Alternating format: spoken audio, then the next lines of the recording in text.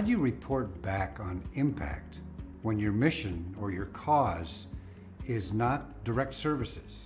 That's a good one, because we get this a lot from folks. Well, first let's talk about this difference between direct services and non-direct services. So direct services are organizations like, feeding people, right? Mm-hmm. You can quantify that pretty easily. There's a service directly going to them and they're eating and now they're full. All right, so that's one thing.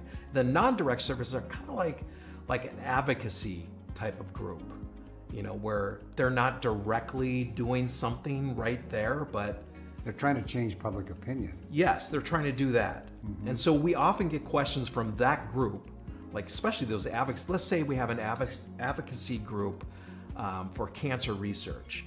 Or for conservation. Conservation, any of that. Mm-hmm. So what do? How do they report back? Well, they can talk about legislation they've helped, change through legislators.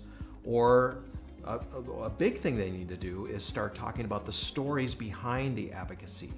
Who's benefiting from that advocacy that you're doing? Or the environment, or the animals that you're working on behalf of. Storytelling is really important when you're trying to talk about reporting back impact to donors. And the fact is, even if you don't have anything directly to report back, donors want to hear from you, right? They give you that gift, and they're going to want to hear what happened with that gift in some way, even if you can't pinpoint it exactly.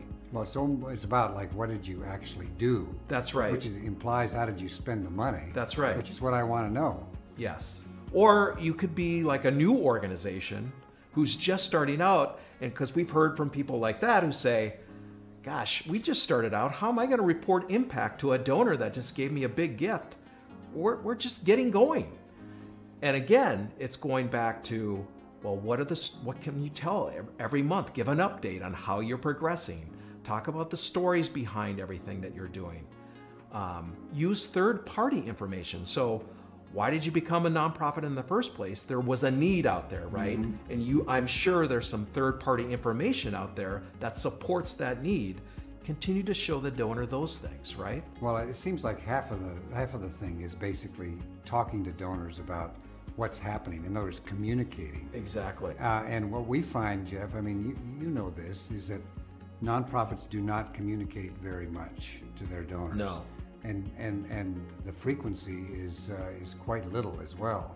So just even talking about what you're doing and being in touch really helps. Yes. Yeah, sometimes even more than the content itself. I agree.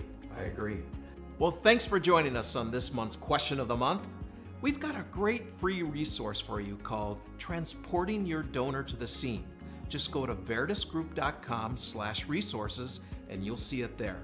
Thanks for joining us, and we'll see you next month.